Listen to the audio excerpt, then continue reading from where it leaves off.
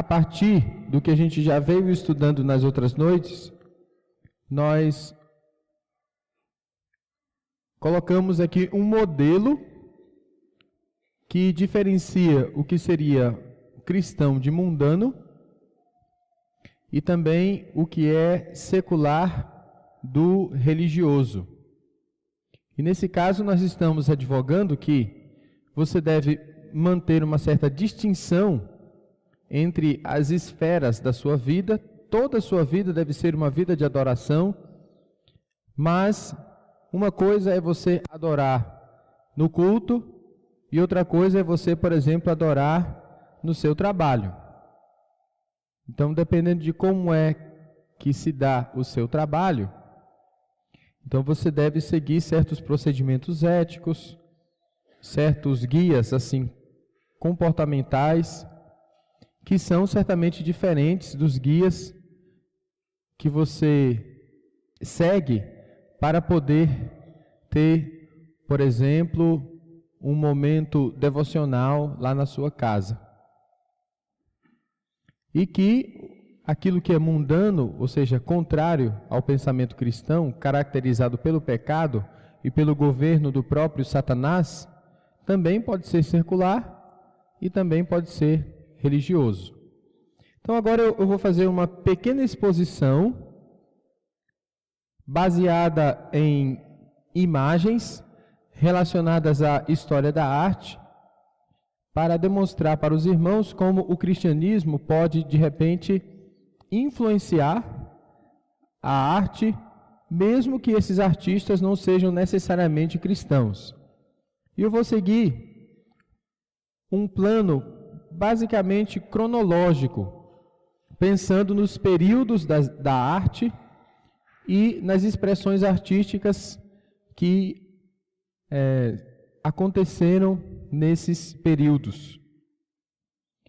Então, o primeiro exemplo de arte que nós temos aí é uma representação de Maria e o Senhor Jesus Cristo. Essa arte aqui é basicamente a arte da Idade Média. Então, como os irmãos sabem, na Idade Média o cristianismo era bastante influente e principalmente a influência do cristianismo se dava ou pela vertente oriental do cristianismo, que é o caso. Nesse caso aqui nós temos um exemplo de uma obra de arte do Império Bizantino. E também temos a vertente ocidental, né, representada pelo Império Romano. Então aqui a Virgem Maria e o Senhor Jesus Cristo são representados como símbolos. Tanto é que você vê esse círculo dourado ao redor da cabeça, né, de cada um deles aqui representados. E isso, de certa maneira, representa a santidade desses ícones. Então, o que está sendo representado ali não são duas pessoas ou dois seres humanos, mas estão sendo representados ali dois ícones, ou seja, dois símbolos, né, da fé, que nesse contexto religioso deveriam ser assim adorados. Então nós temos aqui a influência do cristianismo, mas nós já notamos ali uma certa deturpação, podemos dizer assim, da fé cristã, quando, por exemplo, se trata esses dois entes aqui, em especial aqui Maria, como também uma santa. Também na Idade Média, nós temos aqui a representação dos 4 evangelistas. Eu não lembro exatamente como é que era a ordem, mas vamos dizer que aqui nós temos Mateus, Marcos, Lucas e João. Essa pintura aqui não é feita na parede como a anterior, ela é feita em tecido. E é interessante que cada um dos evangelistas é, de certa maneira, representado por um animal. E notem que os 4 estão escrevendo. Então, Mateus está escrevendo, Lucas Marcos está escrevendo, Lucas está escrevendo e João também está escrevendo. Essa aqui também é um exemplo de arte da Idade Média. Ela está associada a um império que existiu no centro da Europa, chamado Império Carolíngio. Então houve um desenvolvimento intelectual muito grande nesse império, e nesse tecido ficaram ali representados os 4 evangelistas. Então, mais uma vez, nós temos uma influência do cristianismo nas artes. Outro exemplo também de arte na Idade Média é essas catedrais aqui, o chamado estilo gótico, em que todo o formato da catedral apontava para cima. Então, muitos estudiosos acreditam que esse formato, apontando para cima, é um formato que diz respeito à visão de mundo daquelas pessoas, que elas olhavam não para aquilo que era mais imediato, mas aquilo que estava além, aquilo que era celestial. E também nós podemos dizer que existe aqui um grande desenvolvimento na área do conhecimento, que para você conseguir fazer sem concreto armado esse tipo de construção, você tem que empreender certos cálculos matemáticos para fazer com que as estruturas possam realmente não ruir, não cair. Então, mais um exemplo aqui da arquitetura gótica. Essa aqui é da Capela de Notre Dame, que fica lá na França. Veja que tem pontas, né, para cima, tudo para cima. E são exemplos, né? E é interessante também que essas catedrais levaram centenas de anos para serem construídas. Né? Então, gerações e gerações continuaram construindo aquela mesma catedral até elas ficarem prontas, e tem algumas que ainda hoje, por exemplo, na cidade de Barcelona, não foram concluídas. O arquiteto Gaudí fez, então, o projeto, e ainda esse projeto está sendo executado. Também um exemplo de arte gótica, isso aqui fora de uma das catedrais.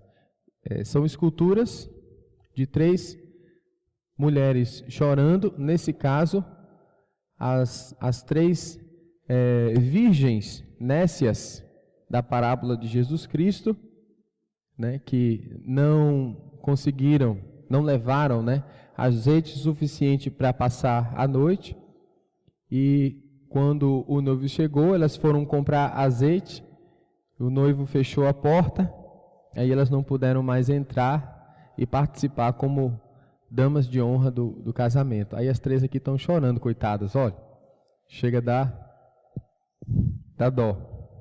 Mais um exemplo de como o cristianismo influencia, né, diretamente a arte, e nesse caso nós estamos trazendo principalmente a arte sacra, né, ligada à igreja, e ligada aos templos, no caso.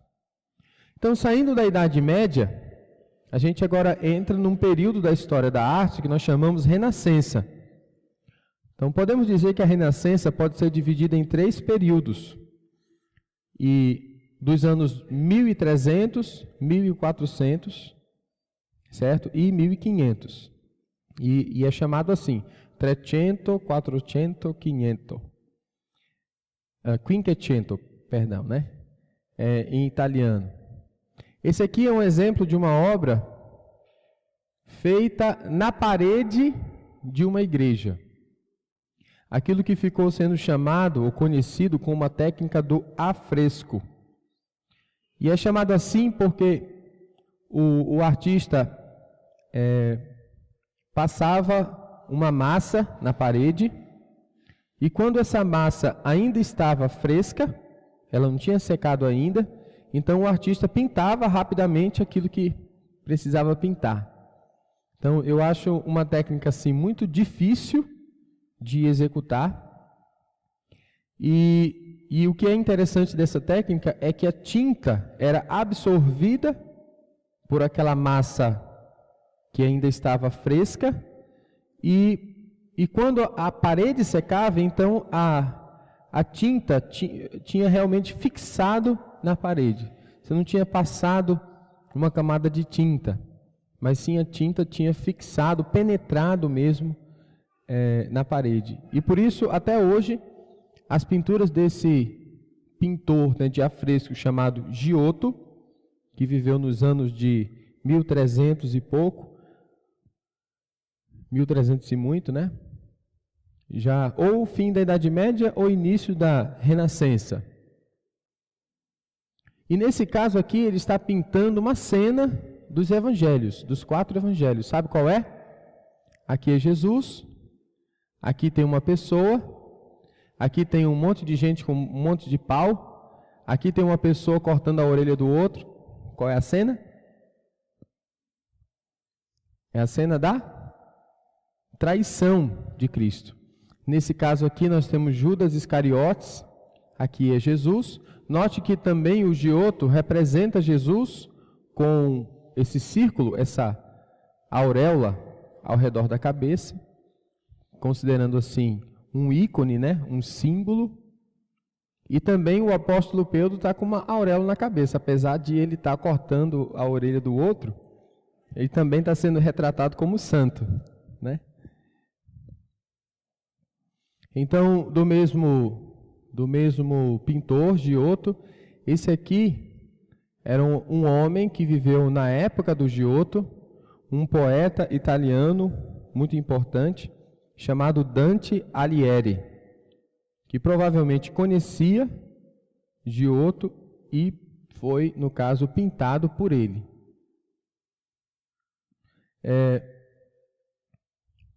O próximo, mais uma cena também dos evangelhos. Nesse caso, o Senhor Jesus Cristo morto. Então, Maria, dolorosa, né? Aqui ao lado de Jesus. Isso aqui são os anjos. E notem que, mais uma vez, os santos, né, os apóstolos, são representados aqui como ícones, com essas auréolas, né, ao redor da cabeça. Então, passando dessa fase, nós agora temos uma outra fase muito interessante, e é interessante que essa fase também é influenciada, de certa maneira, pela Reforma, que é o século XVI, certo? E nós temos algumas pinturas desse momento, principalmente dos pintores holandeses, que são marcantes pelo realismo, né? Pelo modo como eles pintaram de maneira muito precisa.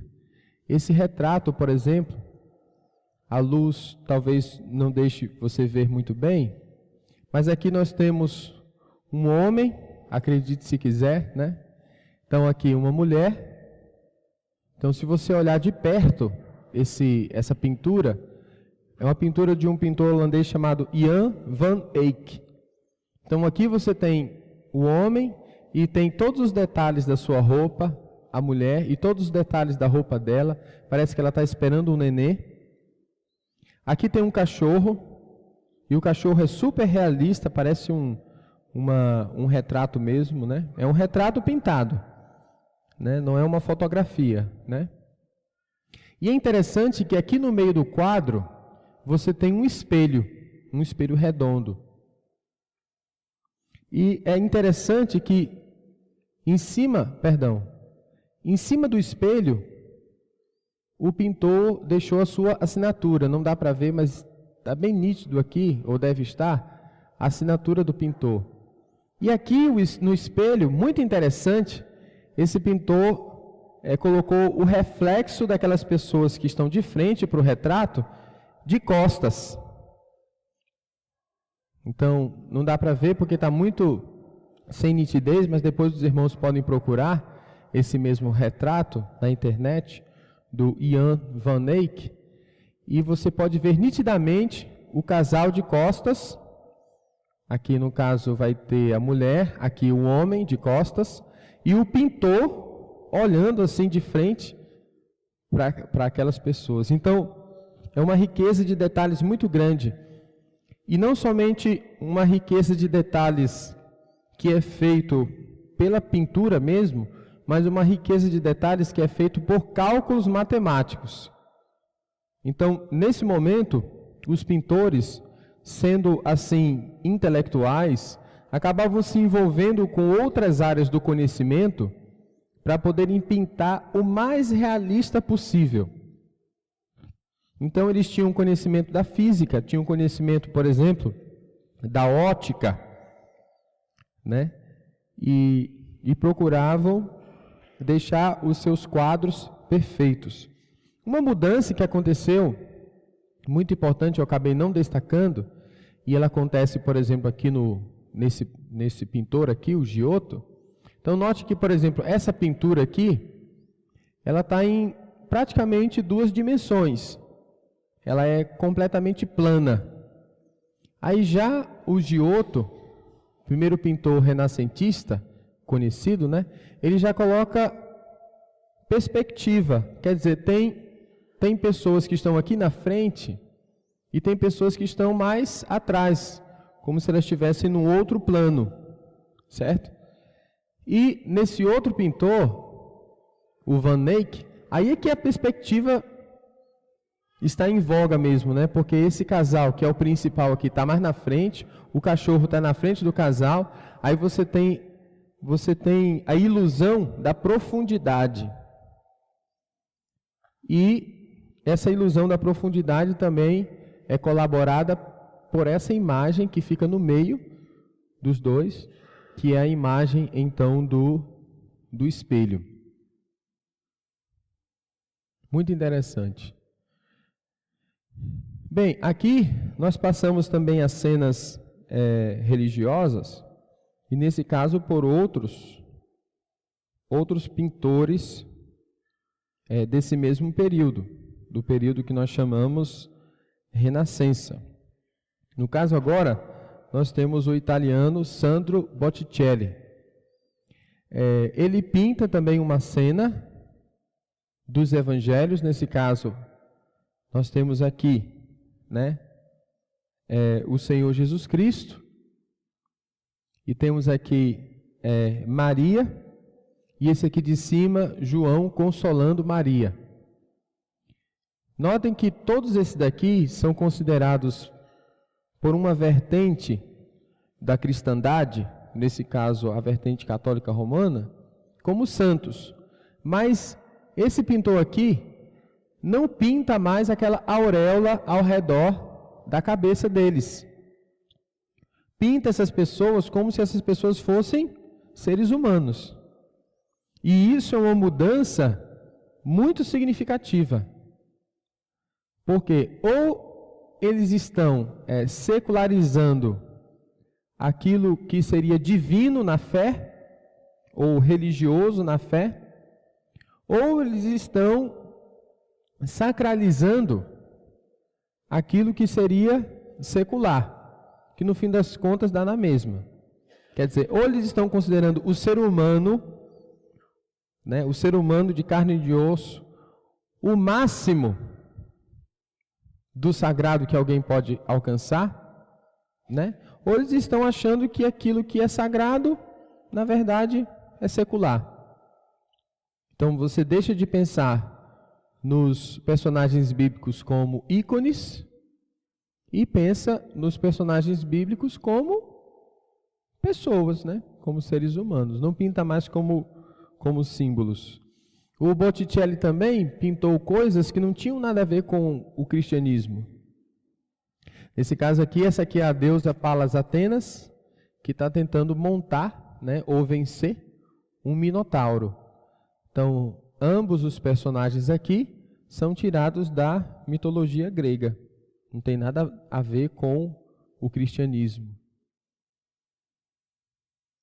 Então, aqui mais uma vez uma cena da crucificação de Cristo, mas Cristo mais uma vez não é representado com aquela auréola, e ele também é representado como um ser humano, com as proporções, né, de um ser humano, as proporções naturais.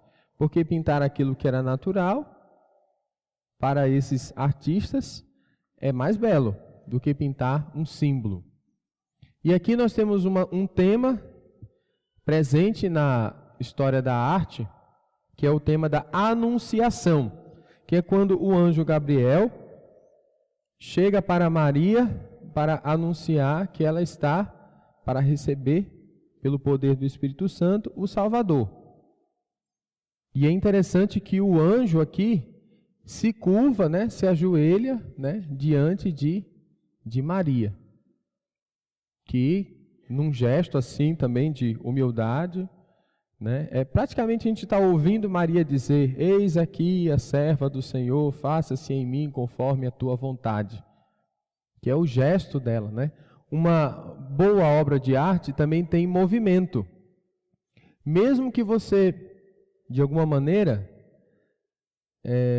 entenda que aqui ninguém está se movendo, né? Porque é um retrato assim, parado.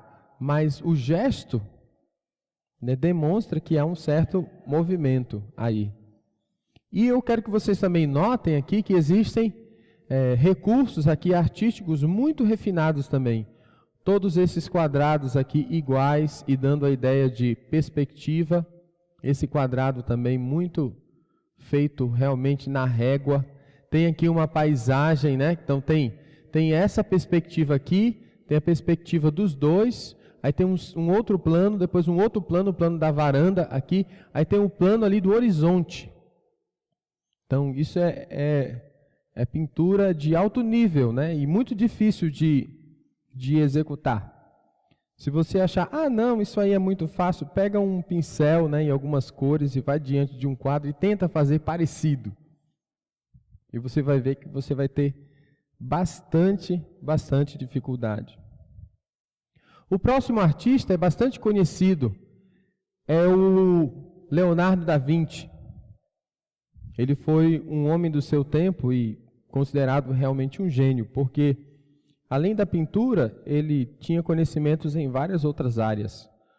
Ele tinha conhecimento na anatomia, tinha conhecimento na ótica, ele foi construtor, por exemplo, de armas, ele trabalhou também na parte de arquitetura, e assim por diante. Você pode consultar depois as biografias que falam sobre Leonardo da Vinci, vai ver que realmente o sujeito não parava de conhecer. Esse daqui é o mesmo tema do quadro anterior, que é o da Anunciação, aqui de Sandro Botticelli e aqui de Leonardo da Vinci. Mais uma vez, o anjo está aqui curvado, né? Então, diante de Maria, que está aqui. No caso, ele pinta essa cena de acordo com os padrões culturais da sua época, como se esta mulher fosse, então, Maria, né? Uma europeia comum, mas de origem nobre, né? Inclusive. E ele coloca, então, toda uma paisagem que é praticamente a paisagem de um castelo, né? Na Europa. Certo? Nesse caso, o Leonardo da Vinci contextualiza a fé, porque a cena provavelmente foi completamente diferente. Que Maria era uma mulher humilde, ela era oriental, ela era uma judia, e nesse caso, provavelmente, ela estava numa casa bem diferente desse ambiente aqui, até de palácio, né, que é retratado aqui. Aqui é um autorretrato, né, do Leonardo da Vinci. Então talvez você esteja assim decepcionado, como era feio, né? E eram os esboços que ele fazia mesmo para poder aprimorar, né, o seu traço. Esse aqui é o mais famoso, né, quadro do Leonardo da Vinci, a Mona Lisa. É interessante que o Leonardo da Vinci pintou aqui atrás uma paisagem que lembra muito a paisagem da sua cidade de origem, isso alguns estudiosos dizem, e o quadro Mona Lisa é um exemplo de proporção, porque tudo é triângulo. Ó, aqui é um triângulo, então os braços dela aqui formam um triângulo. O nariz dela é um triângulo, esse olho é um triângulo, esse olho é um triângulo, esse olho é um triângulo, o rosto dela é um triângulo. Então, não é que aqui tem um mistério não, irmãos. Certo? Não é que aqui tem os códigos, por exemplo, para ativar a bomba de hidrogênio. Não é nada disso. É que, usando formas geométricas medidas matematicamente, o pintor conseguia achar uma proporção racional que pudesse representar bem um ser humano. Que, na visão deles, o ser humano foi criado por Deus, perfeito, e as formas humanas eram perfeitas. E, portanto, eles podiam pegar cálculos matemáticos, equações, geometria, e aplicar as proporções de um retrato de um ser humano, e assim chegar ao seu ideal de beleza. Esse quadro também é importante porque ele emprega uma técnica nova, que nunca tinha sido feita antes, que era colocar uma cor sobre a outra, em várias camadas de pintura. Também esse quadro é muito importante porque essa mulher aqui não é uma nobre, ninguém sabe quem ela era, se era, por exemplo, uma modelo, e os pintores da época gostavam, principalmente, né, porque eram pagos para isso, de fazer retratos de pessoas famosas, nobres, para homenagear essas pessoas. E essa mulher aqui, ao que parece, ninguém sabe quem ela é. E outra coisa interessante é que o quadro tem o seguinte efeito: para onde você olha, ou para onde você vai, a mulher continua olhando para você. É como se ela te seguisse no olhar. É um efeito também. E outra coisa também interessante é que você não sabe se ela está sorrindo, se ela está séria, se ela...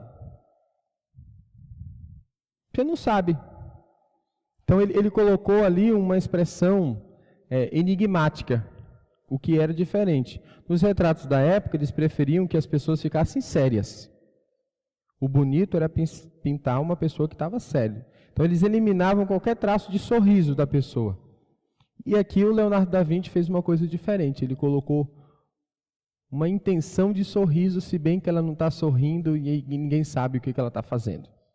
Certo? Então por isso que esse quadro é tão assim valioso também.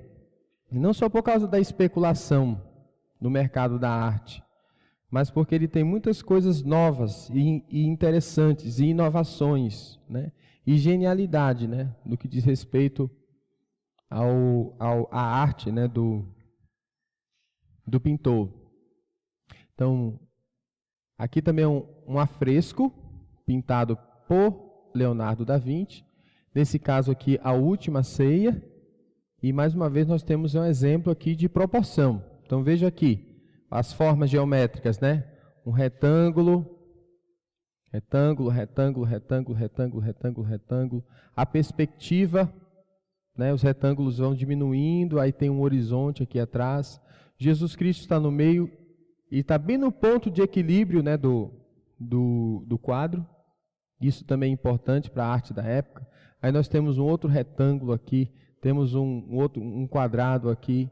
E aí cada um dos discípulos aqui esboça uma reação. E todos têm bastante movimento. E a gente sabe, pelo quadro, que esse é o exato momento quando Jesus Cristo diz assim: um de vocês vai me trair. Porque eles ficam discutindo um com o outro. Ah, é tu, né? Não, não sei. Será que sou eu? E tal. É interessante que os discípulos não sabiam, né? E eles ficavam perguntando: sou eu, Senhor? Será que sou eu que vou te trair? Né? E semana passada eu ouvi uma mensagem, um pastor falando sobre esse quadro, e ele disse que o Judas Iscariotes é um que está bem por aqui e ele derruba um saleiro, um recipiente que tem sal. Derruba um saleiro. Porque naquela época tinha-se a crença de que aquele que derrubasse sal no chão ia acontecer alguma coisa ruim com ele. Certo? E o Judas Iscariotes é o único, ele está bem por aqui assim, que derruba um saleiro que está pintado por aqui. Né? Muito interessante, né? Bom, esse aqui é um esboço do Leonardo da Vinci, com uma pequena modificação, depois vocês veem qual é. E nesse esboço, o Leonardo da Vinci faz um estudo das proporções do ser humano. Né? Alguns utilizam esse desenho para exemplificar o que nós chamamos de antropocentrismo na época da Renascença. Mas não era bem assim, não é bem isso. Sim, o homem começou a ser o centro do pensamento na Renascença, principalmente a razão humana. Mas aqui o Leonardo da Vinci está mais interessado nas proporções do ser humano. Ele começou a estudar um escritor latino chamado Vitruvius, e esse Vitruvius fez alguns cálculos do que seria um corpo de ser humano proporcional. Então ele descobriu que, por exemplo, a mão é tantas vezes o braço, ou o braço é tantas vezes o tronco, né? A cabeça é tantas vezes ou é uma fração da mão. Então, se você seguisse matematicamente todas essas proporções, então você iria achar o ser humano, o corpo de um ser humano perfeito. E é por isso que ele coloca um círculo relacionado com um quadrado. Veja que é um círculo perfeito e um quadrado perfeito. E isso daqui, irmãos, é uma matemática que eu mesmo não consigo entender de jeito nenhum. Mas é extremamente complexa. Você colocar essas duas formas geométricas, uma dentro da outra, e na concepção aqui do Leonardo da Vinci, as proporções do ser humano cabiam nessa equação, de você colocar relacionados, né, o círculo e, no caso, o quadrado, certo? Aqui era a letra, né, do próprio Leonardo da Vinci. Então, o Leonardo da Vinci foi aquela pessoa que foi para toda a área de conhecimento possível para poder resolver questões relacionadas à arte e para achar a beleza, certo? E essa busca do Leonardo da Vinci pela beleza, por aquilo que é perfeito, por aquilo que é verdadeiro, por aquilo que é realmente belo, no meu entendimento, é também uma busca cristã. É também uma busca cristã, dentro daquele ideal ou daquela cosmovisão cristã. Ok, continuando. Outro exemplo. Esse aqui é um exemplo do pintor italiano também, que viveu na mesma época de Leonardo da Vinci, no caso, Rafael. Rafael tem um quadro como esse aqui, né, que também fala da morte, né, do Senhor Jesus Cristo, que está aqui, mas também ele tem esse outro quadro, que nós chamamos, ou que é chamado Academia de Atenas. Esses aqui são todos os filósofos gregos. E no meio, nós temos desse lado aqui Platão, e temos desse lado aqui o Aristóteles. E é interessante que o Platão, ele está apontando para cima, e o Aristóteles, ele está apontando para baixo. Isso tem a ver com a filosofia que os dois advogavam, né? O Platão acreditava no mundo das ideias, né? O mundo ideal. E o Aristóteles queria estudar o aqui e agora, né? É interessante que nesse quadro todinho aqui, o Rafael, que era o pintor, ele se colocou dentro desse quadro, como se fosse a assinatura dele, né? Ele colocou um autorretrato. Então, nesse caso, olha só, ele está bem aqui, ó. Tá vendo aí? Está um pouco difícil de ver, né, por causa da luz, mas ele está mais ou menos por aqui, né? Tem esse quadro todinho aqui, Platão e Aristóteles e outros filósofos gregos aqui pelo meio. E o pobre do Rafael, ele colocou bem aqui, e é a única figura desse quadro que está olhando para o espectador, né? Então, outra pintura também do Rafael, certo? As próximas pinturas do Michelangelo, nesse caso um afresco, né? Lá no teto, né, da Capela Sistina, que fica lá em Roma, o que é super interessante, como é que ele conseguiu pintar os afrescos, né, no teto da igreja. É provável que ele ficava deitado, né, deitado lá no andaime, e é um lugar muito alto, não é um lugar baixo não, era muito alto, e ele ia colocando então a massa, né, fazendo aquele serviço primeiro de pedreiro e depois ia fazendo essas pinturas. Nesse caso aqui é o momento da criação. Aqui é Deus representado e aqui é o ser humano. Então aqui, para vocês terem uma ideia do teto, né, da Capela Sistina, que fica lá em Roma. Então aqui avançando, nós temos outros pintores que viveram posteriormente à Renascença. Aqui a gente já vai entrando no século XVII. O tipo de pintura aqui é chamado maneirismo. Aqui é o barroco, um período assim caracterizado pela riqueza de detalhes. Aqui nós temos uma nobre, né? E isso aqui que está em volta dela era a moda na época. E é o que ela está usando, parecendo uma pavoa, né? Então era muito exagerado. Aqui uma outra cena, se eu não me engano, o pintor é Rubens.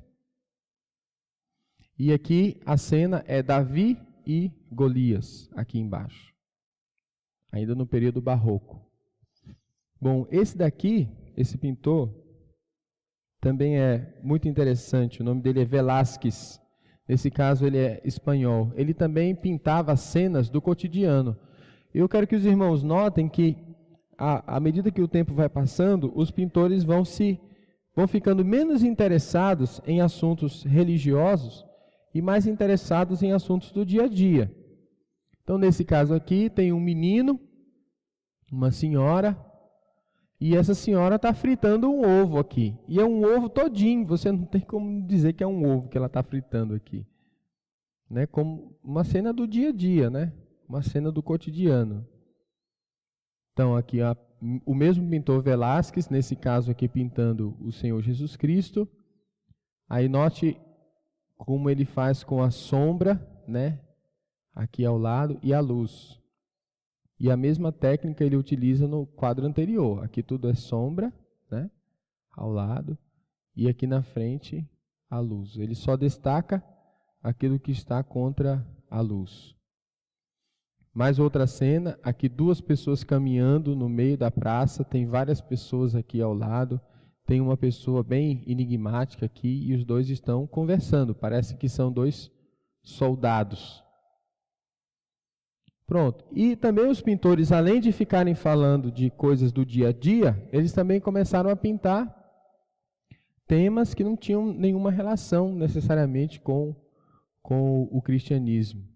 Então, alguns eventos da história, como eles colocaram aqui.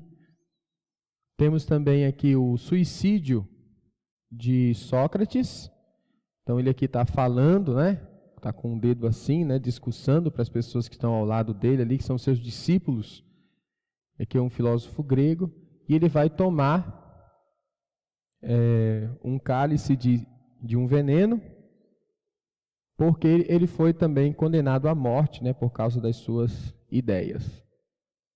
Então, seguindo, agora século XVIII. Esse aqui é o poeta alemão Goethe, que foi representado aqui, né, numa paisagem assim bem do campo. E aqui é o ideal do romantismo mesmo, aquilo que era natural, do campo, era melhor, mais bonito. Aqui é a cena de um fuzilamento.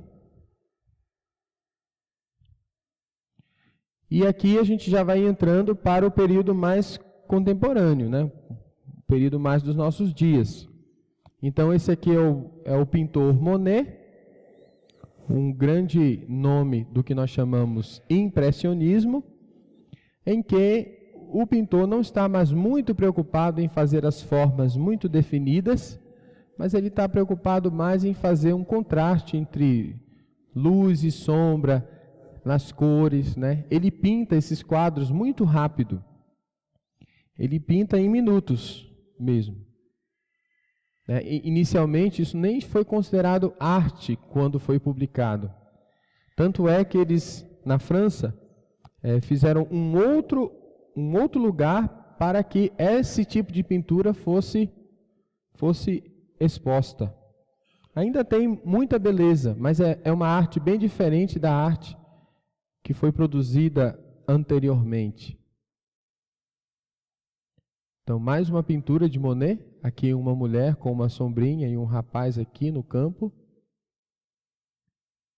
Esse aqui é outro pintor, mais ou menos da mesma linha. E aqui, no caso, é uma aula de música, né? Tem uma moça aqui, uma outra aqui. E você nota que as formas, elas são meio, assim, fluidas, certo? Então, agora os artistas estão começando a se afastar um pouco da realidade e eles estão querendo se expressar. E expressar principalmente algo que está dentro deles. Eles estão se afastando completamente dos próprios ideais e cenas cristãs, se afastando da realidade que Deus criou para expressar as suas próprias ideias. Essa arte tem uma certa beleza, com certeza, mas já não é a mesma beleza que a gente encontra naqueles primeiros trabalhos. Então aqui nós temos uma outra cena também. O tema é o mesmo, a crucificação de Cristo, mas não tem nenhuma preocupação com proporção nem nada. E é interessante que Cristo está aqui crucificado, e essas pessoas que estão aqui ao redor de Cristo, elas são camponeses, pessoas do campo, pessoas da área rural, né, da Europa. E isso aqui provavelmente tem um significado assim, político. Então, mais uma outra cena, nesse caso de Cézanne, um pintor francês, e essa outra cena de Van Gogh. Então, note que tem uma preocupação aqui, aliás, não tem nenhuma preocupação em ser igual à realidade, e as formas, né, vão representando, né, os astros aqui numa determinada noite. E é interessante que as pinceladas do Van Gogh são muito grandes. Ele não tem nenhuma preocupação mais em fazer pinceladas assim bem precisas, né? Então, o próximo já é a arte contemporânea. Então, esse quadro aqui foi pintado pelo pintor espanhol Pablo Picasso. Ele é chamado A Guerra de Guernica. E isso aqui é uma representação bem simbólica mesmo daquilo que aconteceu nessa cidade pequena lá da Espanha, chamada Guernica, que foi bombardeada pelos alemães. E as formas, né? O Pablo Picasso era um desenhista muito bom. Ele podia fazer aquilo que os outros pintores fizeram no passado, né? Pintar pessoas perfeitamente. Mas ele escolheu distorcer as formas. Ele estava em outra.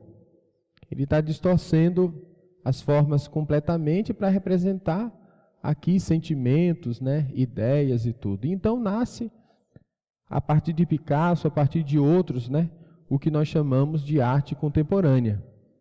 E a arte, no meu entendimento, ela passa de diversas maneiras a se afastar dos ideais cristãos. Então, esse aqui, Salvador Dalí, aqui ele está representando a fome, e você nota que é bem cheio de formas, né, até um pouco confuso. Então, aqui de um pintor chamado Kandinsky, o nome dessa obra é Composição, e você vê que agora mesmo é que não tem formas definidas mesmo, né? Pode ser que isso aqui seja um instrumento musical, pode ser que aqui seja outro instrumento musical, mas a composição, podemos dizer, é bastante aleatória até. Então tem um afastamento mesmo do pintor da realidade. Esse tipo de técnica, ou esse tipo de movimento, nós chamamos abstracionismo. Porque é a forma pela forma, não é o que representa, é a forma pela forma. E o cúmulo talvez seja essa próxima imagem, não sei se é a próxima. É isso aí. Aí você está pensando, mas o que é isso? É isso mesmo que você está pensando. Certo? Isso aqui é um mictório.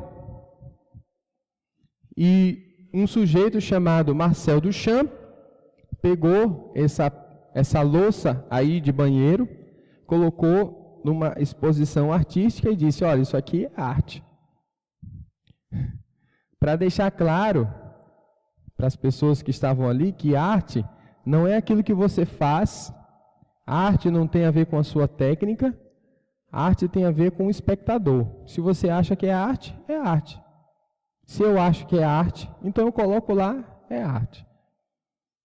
Então, nesse caso, né, esse sujeito, né, o Marcel Duchamp, chega no limite, né, daquilo que nós diríamos um afastamento dos ideais cristãos. Todas aquelas ideias de que Deus fez o mundo, Deus é belo, e Ele fez todas as coisas belas. E quando nós fazemos arte, nós estamos refletindo a glória de Deus, né? Então, o Marcel Duchamp se contrapõe e faz não somente isso, mas outras coisas também que, de certa maneira, estão zombando da arte. Certo? Então, mais um outro exemplo de arte contemporânea. Nesse caso aqui seria a pintura, né, de um homem descendo de uma escada. E veja que o homem aqui está todo fragmentado. E, de certa maneira, na arte moderna, na arte contemporânea, tudo está fragmentado. Hoje em dia, existe, né, na arte aquela ideia de que se você justificar filosoficamente aquilo que você está fazendo, então tudo é possível, não existem fronteiras nenhuma. E não existe nenhuma necessidade de você ter uma técnica para fazer aquilo. Então, bem diferente do que fizeram, por exemplo, Leonardo da Vinci, né, lá no século XVI, muitos dos artistas da atualidade publicam as suas obras meramente dizendo, olha, é arte porque... Aí eles fazem a sua justificativa, geralmente uma justificativa que você tem muita dificuldade de entender, mas na visão desses artistas aquilo é arte. No meu entendimento, é arte quando você alia técnica e ideia também. E quando você expressa aquilo que já está constituído, que é a criação de Deus, que é o caráter de Deus. No meu entendimento, isso é arte. Então, de certa maneira, a arte contemporânea, ou alguns artistas contemporâneos, quando a sociedade vai se afastando dos valores cristãos, eles acabam expressando aquela quebra de valores na arte e os resultados são notórios. Coisas que não intentam achar qualquer tipo de beleza, a não ser podemos dizer, uma impressão. Ok? Então, o que fazer diante de tudo isso? Que diretrizes eu posso seguir no que diz respeito ao meu relacionamento com a arte? Eu vou colocar aqui 3 diretrizes. Então, a primeira delas é a seguinte: entre em contato com a arte. Então, a arte tem muito a nos ensinar sobre a vida. Ela é produzida por mentes privilegiadas que possuem grande sensibilidade com respeito à sua época. Procurem estar em contato com grandes expressões artísticas, inclusive as que foram citadas aqui. Talvez você ficou um pouco escandalizado com essas últimas, e eu diria que você está certo em fazer isso, mas aquelas primeiras são expressões belíssimas. E eu acredito que você pode ganhar muito em termos de crescimento pessoal, inclusive crescimento na fé, por entrar em contato com aquela área, né, com aqueles exemplos, né, artísticos. Então você pode ouvir músicas, você pode ver exposições, você pode ouvir, por exemplo, concertos de música clássica, você pode frequentar as amostras e feiras de livros e ser então um bom espectador da arte e dessa maneira, né, refinar o seu gosto para aquilo que é realmente belo. Entretanto, seja criterioso com a arte. Não se envolva com a arte mundana. O mundo e o cristianismo são duas realidades contrastantes, né? Antagônicas. O mundo é de um lado e o cristianismo é de outro. Nem toda a arte é boa arte no sentido cristão. Nem tudo que tem sido chamado de arte, de fato, é verdadeira arte. Não vá a qualquer peça de teatro, não ouça qualquer música, não vá atrás de ler qualquer livro, porque há livros que são mundanos, sim. Há peças de teatro que são mundanas, sim. Há músicas que são mundanas, sim. E você tem que aprender a se preservar desse secularismo, desse tipo de mundanismo. E, por final, talvez o mais importante, eu diria que é o mais importante, conheça profundamente o cristianismo que você diz professar. Então, até o pastor Cleiton estava comentando hoje, numa conversa, que ele acredita, né, que muitos crentes, né, não leem a Bíblia. Isso é muito triste, isso aí é terrível. Como é que você vai conhecer o cristianismo se você não lê o texto principal do cristianismo? Isso aí é lamentável. O ideal é que você aprofunde os seus conhecimentos no conhecimento de Deus, que você leia a Bíblia diariamente, que você medite nessas verdades bíblicas, que você procure, por exemplo, ler também e ficar inteirado das verdades do cristianismo a partir de outros livros, de outras pessoas, pensadores, como a gente falou no início da palestra, que pensaram também no cristianismo e que souberam traduzir o cristianismo para a sua realidade atual. Então, como é que você vai saber o que não é cristão, ou seja, como é que você vai saber o que é mundano, se você não conhece aquilo que é cristão? Então é necessário, antes de tudo, conhecer a verdade para, de muitas maneiras, né, se afastar daquilo que é mentira. Então conheça profundamente a fé que você professa e conheça através da leitura da palavra, através da meditação nas Escrituras e através de outros livros que podem te ajudar a entender a respeito do cristianismo. Irmãos, chegamos ao fim dessa última palestra. Eu gostaria de agradecer imensamente o convite que foi feito pelo seminário e também por essa igreja para estar aqui com os irmãos durante essa semana. Eu acredito que os irmãos fizeram um esforço considerável para me trazer até aqui. Agradeço o pastor Cleiton, que me recebeu lá na sua casa, a irmã Kelly também, o Davi, a Kemi, o Daniel. Louvo a Deus por essa família que eu já conhecia já há algum tempo, né? Pouco tempo, pastor, porque a gente é bem novinho, né? E agradecer também a receptividade dos irmãos. Certamente, para mim, foi uma bênção estar aqui com vocês. E eu espero que tudo aquilo que a gente disse aqui venha promover o amadurecimento espiritual dos irmãos, para que os irmãos possam continuar adorando a Deus de forma agradável a Ele. Muito obrigado. Deus abençoe os irmãos.